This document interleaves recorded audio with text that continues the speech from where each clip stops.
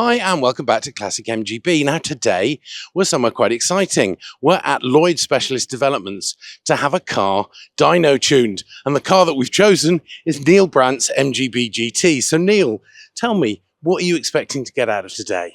Well, I'm not really in the pursuit of extra horsepower. I'm Right. looking for the engine to be sharpened up a little, a bit more responsive. We also had a few hot running issues back in the summer on a couple of really hot days, so hopefully it's going to iron those out and we just get a slightly more reliable performance out of it. So for people that don't know what a dyno-tune is, can you explain sort of what goes on?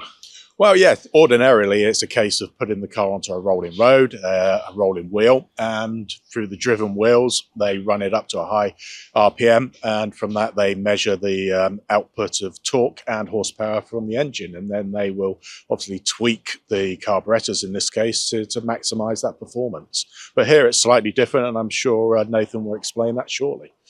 Okay, well, I guess we better get the car in and see what happens.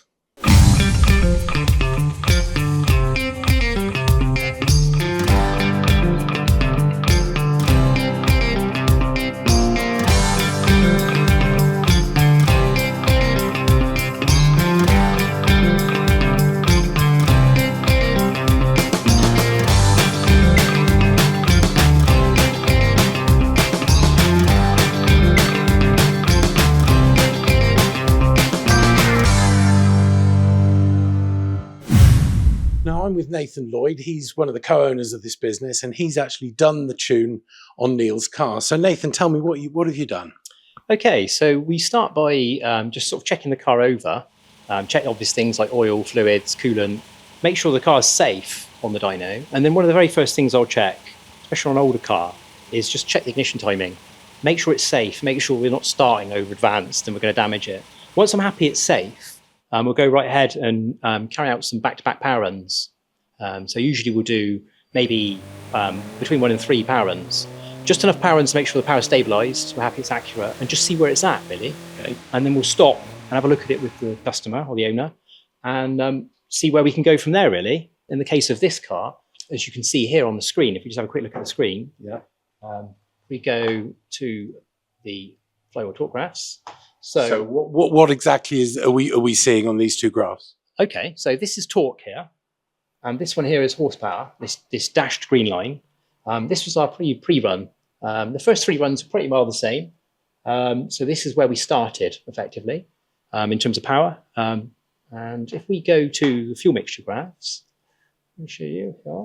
So here we have, on the initial start, I noticed that the fuel mixture was incredibly rich at the start of the run. And the torque was quite low at the beginning of the run too, due to this excessively rich mixture here. And it was just generally a bit rich overall, really, about 0.78 lambda. Best power is going to be somewhere between sort of 0.8 and 0.9. Okay. Generally, these engines prefer a bit on the leaner side, like 0.87 to 0.9. And we were sort of 0.78, so I wanted to lean it off a bit to begin with.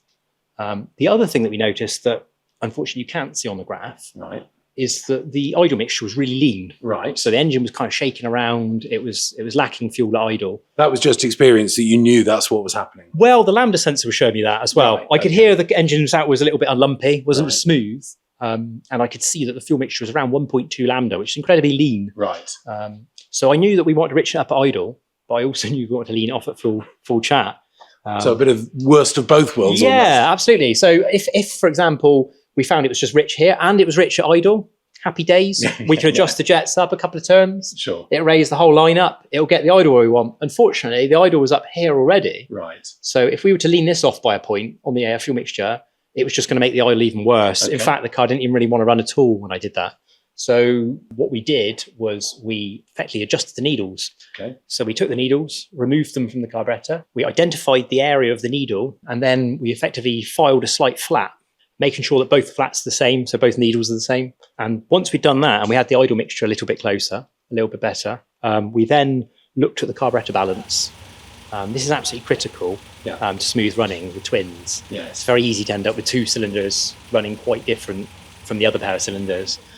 Makes them slightly lumpy. And what we found was we actually had the balance very good at idle. It was pretty perfect. But, and this is a point that a lot of people miss, is they don't check it again just off of idle. So it's possible for the carburetors will be synchronized perfectly at idle, come slightly off of idle, they go slightly out of sync.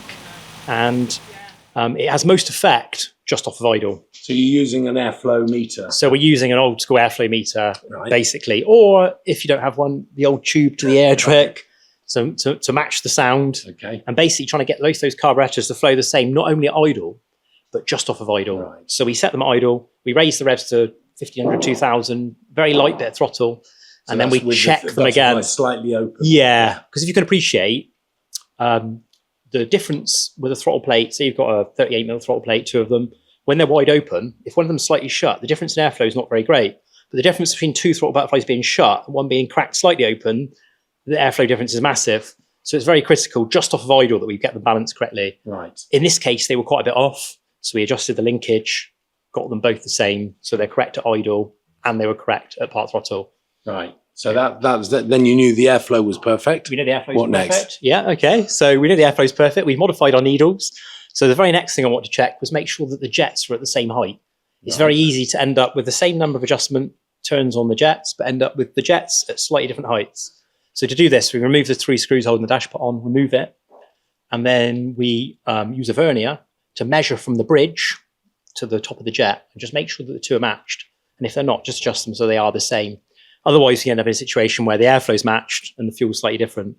Once that was done, we then had another look and we found that it was actually slightly too rich. Right. So I had to adjust the jets again Okay. to compensate for the fact that I've made them slightly too rich at idle and to lean it off. And then what we noted was it was leaner under full throttle. It was actually a little bit too lean. Right. So then we had to begin modifying other segments of the needle to get the curve we wanted. But without a dyno, you couldn't get any objective measurements at all. It would be just trial and error, a bit of guesswork. I guess knowledgeable enthusiasts could use a wideband gauge, something like an AEM wideband gauge Right. and sensor in their exhaust if they wish to do this kind of work. Obviously, you don't have the benefit of the live torque readout. Sure. When it comes to tuning the timing, the ignition timing, the dyno is absolutely invaluable. Right. A few foot-pounds, your bum dyno can't tell the difference. Right. But as far as the fuel mixture is concerned, if you've got a keen enthusiast and they've got a lambda gauge, they can monitor the fuel mixtures themselves. That's this graph. That's it. And effectively, we want to be aiming somewhere around 0.95 at idle, Right. 0.95 to 1 at idle I'll be aiming for. And depending on the engine, the Cameo engine's a bit richer, sort of 0.95. Right. I want it to be somewhere around 0.95 to lambda 1 on cruise, part throttle. So anything like 30-40% throttle. Right. Wide open, these engines like it somewhere between 0.85 and 0.90, 0.92. So lambda basically is the measurement of how well the engine is using oxygen and fuel. Yeah, it's a measurement of the air to fuel ratio, Right. effectively. So lambda 1 is with normal pump fuel Right. is 14.7 parts air to 1 part fuel. Right. So it'd be say 14.7 pounds of air to 1 pound of fuel. And when we say something like 0.90, it's an expression of that. So 0.90 is 10% richer than lambda 1. 1.05 be 5% leaner than Right. lambda 1, if that makes sense. So if it's under lambda, it's rich, and it's over lambda, it's leaner. Yeah. Over 1, I should say. Yeah, so lambda 1 is the theoretically complete combustion of fuel. Okay. We can't run lambda 1 at full throttle because it gets too hot. Right. So So you need a little bit of fuel to cool. yes, so we need it to richen up when we come in Okay. at full load. Okay. We took quite a few power runs to get this one Right. right. We had a Okay. few issues. Okay. It was quite a lot of needle modification, a bit more than usual. Okay. But we got there in the end, and this is what we've ended up with effectively. So if we look Okay. at this curve here, running. So the original is the dotted, So originally was this dotted one here. and we've improved it all the way across the Yeah. range, really. So it's 0.78 lambda here, which is a bit Right. excessively rich, That's the really. yellow. Yeah. Yeah. Yeah, rich best torque would be somewhere around hovering around 0.8, Right. and lean best torque would be somewhere around 0.9. Right. And we were right on 0.78, which is very Low rich, end, really. yeah. Yeah. And actually, at the start of the run, we were dipping to 0.69, which Right. is like very rich. It's not good at all. No, Right. no. Okay. So where we've ended up now, we've ended up hovering around 0.88 averaging, which is really where we want to be for best power, really. 0.88 here. Super. And once we've done that, once we've got the fueling correct, the next stage is to get the ignition timing correct. Right. And we noticed that the vacuum advance was missing. I know from experience that makes a big difference to the fuel economy, and also the throttle response just off of idle. Okay. So we reinstated that, and then we began experimenting with the timing. So we always start by taking some timing out and making sure power drops. With this one, we reduced the timing and the power did drop. So then what we did was we advanced the timing till we hit best power. But with this particular car, it's fitted with the 123 ignition, Right. so we can adjust the advanced curve to some degree as well. So the curve is the amount of advance compared to the revs of the engine. Is that Absolutely right? correct. Yeah. Absolutely correct. Yes. Okay. So it'll describe how much timing and when it's coming in, Right. effectively. We were running 10 degrees idle Right. to begin with, and it was 22 degrees of mechanical advance. We actually ended up making more power on another curve that 26 degrees of timing built in. So it basically gave a little bit more advance at the higher end of the rev range. This is really trial and error. Yeah. So there's no hard fixed rule here. We look at the torque curve typically, and if peak advance is sort of here and the torque and the power is and the torque is dropping right here, we know typically the engine's not breathing as well as torque drops. It's going to want more advance here. But other than that, it really is trial and error, working from retarded to advanced in order to keep it safe. So from Neil's point of view, that is that all-important BHP figure. Yeah. What's the difference? What difference have you made? Let's have a look. So this is a before and after. So this is actually the second before run. That was the best before run we had. And we were making 88 foot-pounds. This is directly at the hubs. Right. At 2,700. And we're now making 96 foot-pounds at 2,400. So slightly lower in the rev range. It's peaking. Okay. And we've gone from 61.3 horsepower to a whopping 67.8 horsepower. Yeah, but that's at the wheels, and that nobody ever quotes car horsepower at the wheels. Absolutely. And if you want a better example of that, if we look here, so if we go down to 1,500 revs and look at what the power is doing at 1,500, Wow. we've gained 20 foot-pounds at 1,500 revs. So... But even so, at the wheels, that's a 10% increase just by making the work that you've done today. Yeah, absolutely. And that we talked earlier about what the difference in actual horsepower of the engine was. That you reckoned it was about 40, something like that. Yeah, roughly. And that's based purely on that's it. It's based purely on when we put engines in similar cars on engine dyno. Yeah. And then when we've put them in on the chassis dyno afterwards, Sure. and just observing it, and I've just observed typically 40 to 45 horsepower losses on typical cars, similar cars. Excellent. And this is a service that you provide for pretty much any car, not just classics. No, absolutely. Yeah. I mean, we're happy to work with carburetors, fuel injection, distributors. Yeah. I do a lot of mapping as well of a lot of modern cars. Right. Really what makes an engine tick is what makes an engine tick. It's just about how we tune it. Some it's a laptop, some it's a file. So if somebody like me maybe would like to have my car tuned like this, what do I do? Okay, well, you can, if you want us to do it, absolutely. just simply give us a call, really, and have a chat with your requirements, see what you've got, where you're at, and where you want to be with it. Okay, well, I think that's great. I'll make sure the details are in the description and in the thing, and hopefully people will get in contact with you. Yeah, brilliant. Nathan, thank you so much. No, thank you. I really appreciate it. So there you go. That's what's involved in a dyno tune. Quite involved, really. It's not just pressing a few buttons on a computer. But at the end of the day, Neil's the customer. He's paid real money for this. What do you think, Neil? It's been a lot more involved than I was expecting. And I guess you come into this as an unknown quantity in terms of what needs doing. So it's, they did their initial runs. I think we ended up at 45 power runs at the end of the day. And it's been quite a long day. But yeah, hopefully what will come out when I take it out on the road shortly will be that I've got a far more responsive. I'm not there for the brake horsepower. I just want it to be a nice, sweet drive. Yeah, and with that vacuum advance, he was saying that the pickup should be smoother. Exactly that. So it should be less sort of stagey, sort of lumpy at the beginning. So it should kick in a lot sooner. And proof of the pudding will be in the driving, won't it? So absolutely. Sadly, it's pouring with rain, so you're not going to be able to do too much. No, I'm going to have to be very steady, aren't I? So, but yeah, maybe with the dry weekend coming, we shall see. So it's a couple of weeks later, and Neil's kindly agreed to take me out for a ride in his newly tuned, beautiful MGB-GT. So Neil, how's it been over the last couple of weeks? It's been great, actually, Graham. We've took it up to Kimber House, MG Car Club headquarters. A nice run out, 4-hour drive there and back, and it's quite a different car. Fantastic. It's just so smooth now. Excellent. So you said something earlier when we were talking about starting, it was a bit different. That's it. It's different on the choke. So from a cold start, previously it had rich needles in, so when it was starting up, it had a lot more fuel going through than on the standard needles it's got now. So different starting regime, which I'm coming to grips with, but I think I've mastered it now. But once it gets up and warm, then it's very smooth, particularly in the lower rev range. It's just city driving or town driving is quite different. Super. So I'll shut the door and we'll get going. Yes. Starting up.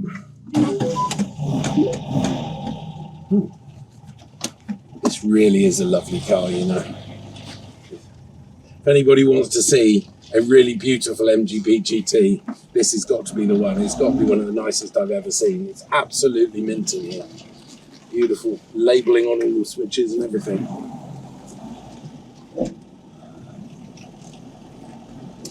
So I don't know if you can pick that up there, but first, second gear, it's just really smooth. It does feel smooth. No delay in delivery of the power. It's sure. It's quite strange actually being in the passenger seat of a GT and not driving. This is true. Yeah.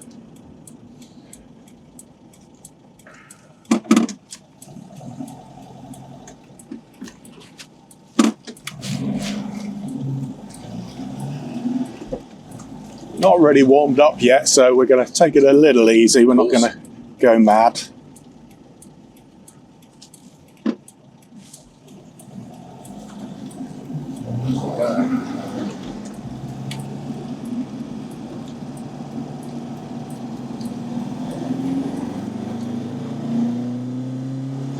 Oh, I like that exhaust note.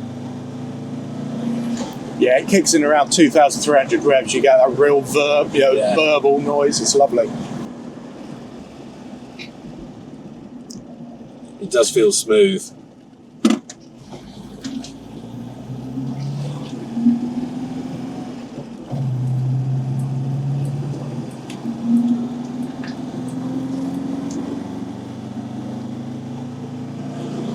That was a good example through the roundabout. Coasting into the roundabout in second gear, taking up a bit of load on that. Absolutely no jitter or anything. It was very smooth in terms of transition up the power there into third, all the way through. And I'm accelerating through now. This has got a 5-speed gearbox in it, so to accelerate in fifth gear as I was doing there, I know there's a slight downhill incline, but plenty of torque in there.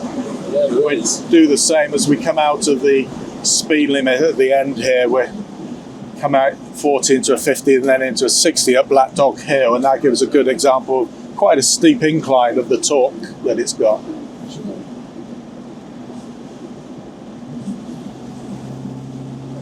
Yeah, that's interesting because you're in fifth now, accelerating up a hill, and it's not labouring. Take me down a gear, probably. Certainly out of overdrive in mine. Yeah, I'm in fifth gear. Yeah. So as we come up into, I'll drop it down a gear here and have a little bit. Of course, with the 5-speed gearbox, you've not got an overdrive. No. No need. Oh, it does sound good though. It's just so much smoother Sure. on the delivery of power. Overtaking just gives you a lot more confidence It as well. does, yeah. It's quite an incline here and absolutely no problem at all. Now easing off, I don't need to go so fast. It's almost like a modern car now. To drive, do you know what I mean? Exactly. But with the fun of an MGB, The fun, and it hasn't taken it too far. It's still got obviously the old feel to it, etc. But this is why the MGB is so good, because it's such a practical classic to have, and particularly the GT like we've both got. You can use it every day if you want to. You can, yeah. It's a nice place to be on a cold winter's day like today. The heating's going nicely. We're nice and warm. Yes, it can get extremely hot in here on the hottest summer day, but you learn to live with that. But generally, it's a really practical, nice car, and such a comfortable driving position. My passengers always say, after a long, 3-hour trip or something, they actually find it more comfortable than a modern day car. Do you know what? That's what my wife says. She prefers the MGB to my Volvo, believe it or not. She gets more comfortable in the seats, which is quite surprising, isn't it? So overall, Neil, you're very happy with your Dynotune? Yeah, I am. You have to be honest, it's not a cheap thing to do. There's a lot of time involved, which clearly comes at a cost. And at the end of it, you don't walk away with a shiny new gearbox or engine or something. So you have to relate to that what you've got in terms of value is performance and a better ride feel. And I think over the course of next year, I'll see the value of that and will then hopefully reconcile that in my mind that it's been good value for money. But so far, absolutely delighted. Excellent. Now, this is extra special for me because I've actually, believe it or not, only ever driven one MGB GT, and that's mine. And Neil's let me drive, so I can't wait. But it's a lot higher than mine. Sorry about that. That's all right, you'll get used to it. Yeah, it's just being in a familiar car but equally unfamiliar at the same time. It's a lot higher than mine. Yeah. It does feel smooth. So how's the throttle response feel to you? Yeah, about the same as mine actually, Yeah. I think. Oh, brakes are much better. Yeah, the brakes are a lot better. Sponge on my brakes. Yeah. Because you've got rear discs on this, Yep. haven't you? Yeah, so all the way around. I've got the V8 discs on the front. Oh right, yes, this will have some major stopping power. Is that the dip switch on the left, to the left of the clutch? Yes. Ah, right, because that's something that's different on mine. Mine's a later one. It's such a great thing to have. Driving at night with that just keeps your hands free. Yes. And yeah, it's just so. See, pulling out of there, I wouldn't have been able to do that in third. That would have been fourth in my car. Oh, it drives beautifully, doesn't it? Feels very, very planted. This is about, as I get to the top of the hill is where I'd flick the overdrive in, but Yeah. we'll go into fifth, I think, and try it. So fifth is just up my... Yeah, just usual. This is very smooth. I love this steering wheel. That's the thing. And you found the burble there. I love the burble. I will in a minute. I might have to drop it a cog to get into Yeah. that rev range. We've got a little incline coming up.